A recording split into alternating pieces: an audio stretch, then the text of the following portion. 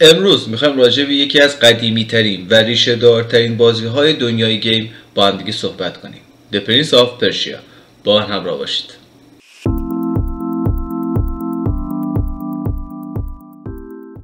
سلام رفقا، من علی هستم و اینجا کانال علی عمدی استریم هست و ما بازی های مختلف و مورد نقد و بررسی قرار بدیم. امروز میخوایم بازی Prince of Persia رو با هم دیگه مورد نقد و بررسی قرار بدیم. بازی بسیار قدیمی و ریشه داری که خیلی از گیمرهای قدیمی ما با این بازی خاطره دارن، از جمله خود من که وقتی که برای اولین بار بعد از مدت ها اسم پرنس آف پرشیا به گوش هممون خورد و متوجه شدیم که سری جدید این فرانچایز داره میاد بیرون، همه ذوق زده شدیم و هممون هم انتظارات بالایی از این بازی داشتیم قطعا. و بعد از اینکه رفتیم و بازی رو چک کردیم، اطلاعات بازی رو خود من به شخص خودم باش مواجه شدم و فهمیدم که بازی دو بعدی هستش. توی نگاه اول خیلی توی ذوق من و مطمئنم بچهای امثال من خورد که چرا این بازی دو بعدی هستش و مثلا یوبیسافت نرفت یه بازی سه بعدی و کامل بسازه. اما بعد از اینکه بازی رو بیایم با نگاه دقیق تر بهش نگاه کنیم، متوجه میشیم این بازی دارای نکات خیلی خفنی هستش که جلوتر تک تکشون رو براتون شرح میدم. پس تا آخر ویدیو با من همراه باش. در وهله اول بریم راجع به داستان بازی با هم دیگه صحبت کنیم. داستان بازی از اونجای شروع میشه که کوشانیان به ایران حمله میکنن و ما در نقش سارگون، یکی از قهرمانان گارد جاویدان ایران، به جنگ کوشانیان میریم. بعد از اینکه جنگ به پایان میرسه و ما به تخت جمشید برمیگردیم، متوجه میشیم که قسان شاهزاده ایران ربوده شده و به کوه قاف برده شده. کوه قاف محلی هستش که مردمان اونجا داخل علم و تکنولوژی بسیار پیشرفت کردن، بسیار خودشون رو جلو بردن، اما متاسفانه طبق یه اتفاق نامعلوم بسیاری از مردم اونجا کشته شدن و از بین رفتن و از اون موقع به بعد کوه قاف محله ممنوعه به حساب میاد که مردم عادی حق ندارن به اونجا پا بذارن، چرا که اونجا پر از طلسم‌های ممنوعه هست که هر کس به اونجا میره کشته میشه. اینجای داستان قهرمانان گارد جاویدان یعنی سارگون و بقیه قهرمان ها به دستور ملکه ایران به کوه قاف فرستاده میشن. داستان بازی از اینجا تازه شروع میشه. خب اینجا ما یه استوب میزنیم. ببینید یه نکته مهمی که الان جاش هست من بهش اشاره کنم اینه که زمانی که ما شاهزاده ایرانی‌های قبلی رو بازی میکردیم متوجه شدیم که اسم این بازی صرفاً هست پرنس آف پرشیا، اما اونقدر ارتباط خاصی ما با ایران داخل بازی احساس نمی‌کردیم. معماری داخل ساختمان‌ها و قصرها حالت خاورمیانه‌ای بود، اما بیشتر ما رو یاد قصرهای عربی مینداخت تا ایرانی. و خود شاهزاده ایران هم که اصلا فارسی صحبت نمی‌کرد، غیر از این که تو یکی دو تا از مورداش که اهریمن‌های بازی فارسی صحبت می‌کردن، اونها با لهجه خیلی زایه فارسی صحبت می‌کردن و نهایت ارتباطی که با ایران میتونستیم احساس کنیم این چیزا بود. اما این سری بازی خیلی سازنده‌هاش راجع به ایران مطالعه داشتن و از همین اول بازی و شروع داستان بازی میخوام به شما بگن که چقدر این بازی و پروژه براشون مهم بوده و چقدر روش وقت گذاشتن. نقاط مهمی که داخل بازی شما میرید میاید، اکثرشون اسمهای ایرانی دارن، اسمهای قهرمانان بازی ایرانی هستن. داخل این بازی دقیقاً خود شرکت دوبلورهای ایرانی رو استخدام کرد و شاید تا اونجایی که من اطلاع دارم اولین بازی هست که به بیرون میاد و دوبله رسمی فارسی به همراه خودش داره که ما ایرانی ها رو خیلی خوشحال میکنه که ما میتونیم این بازی رو به صورت رسمی با دوبله فارسی تجربه بکنیم. تمامی نکات وقتی کنار هم دیگه جمع کنی متوجه میشی که سازنده‌های این بازی برای این بازی بسیار زحمت کشیدن و دارن سعی میکنن این بازی رو به اصالت پرشیا یا همون ایرانی خودش نزدیک بکنن. خب بریم راجع به محیط بازی و شخصیت‌های بازی صحبت کنیم. ببینید توی بحث شخصیت پردازی به شخصیت‌های بازی خیلی خوب پرداخته شده و هر کدوم از شخصیت‌ها دارای جزئیات فیزیکی و ظاهری خیلی خوبی هستند و در عین حال دارای بلوغ شخصیتی بسیار عالی هستند. از جمله سارگون شخصیت و قهرمان خامی که قرار ما باهاش پلی بدیم که رفته رفته طبق اتفاقات خاص و ماجراجویی‌های خاصی که براش اتفاق میفته تبدیل به یک قهرمان پخته میشه. یکی دیگه از نکاتی که داخل بازی رعایت شده اصالت مراحل The Prince of Persia هستن.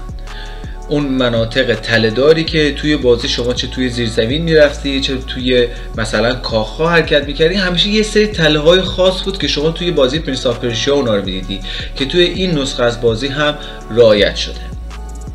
خب همینجا یه استوب بزنیم قبل اینکه بریم برای ادامه کار. اگه تا الان کانال رو سابسکرایب نکردی حتما کانال رو سابسکرایب کن که کارهای بعدی، ویدیوهای بعدی و گیم‌های بعدی که میاد باز مطلع بشی و هم اطلاعات گیمینگت بره بالا، هم با هم دیگه گپ بزنیم. بریم برای ادامه کار. راجع به محیط بازی بخوایم با هم دیگه صحبت کنیم، لازم به ذکر که اینو بگم که کوه قاف و تمامی نقاط مربوط به اون خیلی هنرمندانه با توجه به پیشینه تاریخی ایران طراحی شدن و بهشون پرداخته شده. گرافیک بازی سبک و استایل هنری ساده داره که باعث میشه شما انتظار گرافیک واقع گرایانه از بازی نداشته باشید، اما طیف رنگی وسیعی داخل بازی به کار رفته شده که باعث میشه جلوه بصری که پلیر مقابل خودش ببینه اونقدر قشنگ و چشم‌نواز باشه که واقعا لذت ببره. در کنار اون شخصیت قهرمان بازی که ما باش پلی میدیم یعنی سارگون دارای 2 تا شمشیر به نام‌های قیس و لیلا هستش که به معنای لیلی و مجنون هستن که در فایت از اونا استفاده میکنن. زمانی که شما از این 2 شمشیر با دشمنانتون استفاده بکنید، فایت کنید، بجنگید، به مراحل بالاتر برید، ابزار و وسایل دیگه هم تو طول بازی شما به دست میارید، مثلا کمان که توی خیلی از معماها برای حل کردن خیلی از پازل ها نیاز به همین کمان دارید، یا مثلا آترا که آترا شاید بپرسید چیه. آترا یک جادو هستش که تو طول بازی سارگون اون رو به دست میاره که شما با استفاده از آترا میتونید حمله های مهیبی انجام بدید، میتونید گردباد خفن درست بکنید، میتونید خودتون رو هیل بکنید و از اینجور استفاده ها. حالا ما راجع به حمله صحبت کردیم، سیستم دفاعی بازی هم یه توضیح بهتون بدم. ببینید سیستم دفاعی بازی ما 2 مدل دفاع داریم داخل بازی. یا مدل هست که وقتی دشمن به سمت شما یورش میاره یه علامت نارنجی رنگ یا زرد رنگی میده که اون علامت به معنای اینه که شما میتونید به دشمن ضد حمله بزنید. زمانی که بهش ضد حمله میزنید یه انیمیشن خفن برای شما پخش میشه که سارگون یک به قولی ضربه مهیب خیلی خفنی به دشمن وارد میکنه که دمیج خیلی زیادی بهش وارد میشه. این مدل ضد حمله ها بیشتر برای حمله با باس فایت ها به کار میاد، یعنی میتونم بگم خیلی هم به کار میاد. نوع دومش زمانی که دشمن به سمت شما یورش میاره یا به شما حمله میکنه و علامت قرمز رنگ به شما میده. زمانی که علامت قرمز رنگ از حمله دشمن به شما میاد یعنی که داداش اصلا ضد حمله و اینا رو بذار کنار، جا خالی.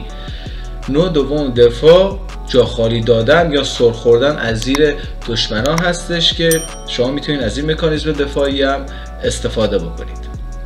راجع به مناطق بازی بخوایم با هم دیگه صحبت بکنیم، کوه قاف دارای مناطق متعدد خیلی زیادی هست، از مناطق زیرزمینی بگیر تا فاضلاب‌ها تا مناطق کوهستانی و ارزم بزرگ جنگل‌های هیرکانی. اما همون اول بازی شما به این مناطق دسترسی ندارید و به مناطق محدودی دسترسی دارید. دلیلش هم اینه که شما برای اینکه بتونید به مناطق دیگه دسترسی پیدا کنید باید یه سری وسایل خاص که اون مناطق از شما میخوان رو تو طول داستان پیدا بکنید. وسایلی مثل یکی از وسایل باحالی که من حال کردم توی بازی دیدم هستش پرهای سیمرغ هستش که این هم برگرفته از داستانهای ایرانیه. شما باید پرهای سیمرغ و وسایل دیگه رو برای وارد شدن به دنیاهای مختلف پیدا بکنید تا بتونید بین اونها رفت و آمد بکنید. داخل بازی یه سری درخت نام داره به اسم واک واک که این درخت ها حکم چک پوینت دارن که شما زمانی که به این درخت ها برسید میتونید تیراتون رو پر کنید، میتونید جونتون رو پر کنید و میتونید بازی رو سیو بکنید. اما این مشکلی که وجود داره اینه که این درخت ها متعددن و زیادن اما قابلیت فست تراول بین این درخت ها وجود نداره. و قابلیت فست ترابل تنها از طریق مجسمه های هما که قطعا مثلش داخل تخت جمشید هم دیدید میشه انجام داد. یعنی شما فست ترابل رو فقط از طریق مجسمه های هما میتونید انجام بدید. حالا یه مشکلی که وجود داره اینه که توی مراحل فرعی بازی از این مجسمه های هما کم هست و از درخت های چک پوینت واک هم بسیار کم هست. یه سری مراحل داره داخل بازی، یه سری راه ها هستن که راه های فرعی و مراحل فرعی که این مراحل فرعی به شما پاداش های خیلی خوبی میده و شما میتونید خودتون رو به شدت ارتقا بدین با انجام دادن این مراحل فرعی که گاهی وقتا مثلا به یه سری پهلوان‌های قدیمی میرسید که باید با اونا بجنگید، گاهی وقتا یه سری افراد قدیمی کوه قاف رو میبینید که اونجا زندگی میکنن و بعد اونا رو نجاتشون بدید و خلاصه بعد از اینکه به اون مراحل فرعی انجام بدید پاداشای خیلی خوبی گیرتون میاد. اما مشکلی که وجود داره اینه که همونطور که گفتم درخت‌های چک پوینت بازی داخل مراحل فرعی فاصله خیلی زیادی با شما دارن و ممکنه تو راه که دارید میرید و میاید کشته بشید و همین کشته شدن باعث میشه که کل مرحله فرعی رو از اول بخواید طی بکنید.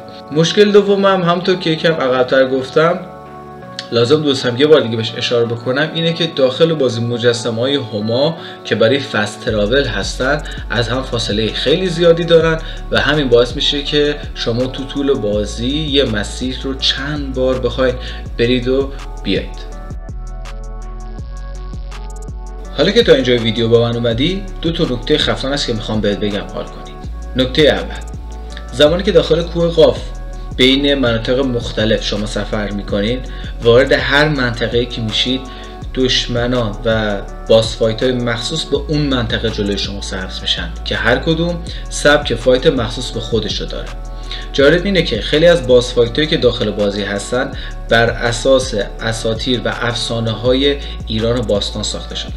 بخوام مثال بزنم یکیشون مردخوار نام داره که شما باید باهاش فایت کنید و از افسانه های ایران باستان هستش.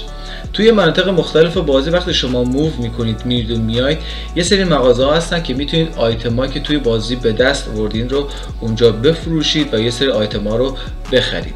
در کنار اون یه سری آهنگری ها هستن که با استفاده از شمش هایی که داخل بازی به دست آوردید، جوایزی که داخل بازی به دست آوردید میتونید کمان، شمشیر یا آیتم های مختلف، طلسم های مختلف رو اونجا آپگرید کنید. نکته دوم که مطمئنا با این نکته بیشتر حال میکنید، طراحی بازی و معماری بازی بر اساس هخامنشیان و تخت جمشید شکل گرفته که این باعث میشه حداقل ما ایرانی‌ها با فضای بازی خیلی بیشتر احساس نزدیکی بکنیم، با قهرمان بازی ارتباط خیلی نزدیکتری پیدا بکنیم. در کنار اون خیلی از آیتم ها و طلسم هایی که داخل بازی هستن بر اساس قهرمانان ایرانی، اساطیر ایرانی مثلا ارسلان، ققنوس، هما نامگذاری شدن که مجموع همه اینا همونطور که اول کلیپ بهتون گفتم باعث میشه که این شاهزاده ایرانی یه مقداری ایرانیزه تر باشه نسبت به شاهزاده ایرانی های قبلی. خب با آخر ویدیوی امروز رسیدیم. مرسی که تا آخر ویدیو با من همراه بودی. اگر بازی خاصی مد نظر بود که دوست داشتی اون رو مورد نقد و بررسی قرار بدم حتما اسم بازی رو برای من کامنت کن. اگر تا الان کانال رو سابسکرایب نکردی که دمت گرم، کانال رو حتما سابسکرایب کن، ویدیو رو لایک کن که ایشالله وقتی ویدیوهای بعدی بیاد، بررسی بازی‌های بعدی بیاد، باز هم باشی و با همدیگه راجع به بازی‌ها گپ بزنیم. امیدوارم تا ویدیو بعدی روزگار خوبی داشته باشید.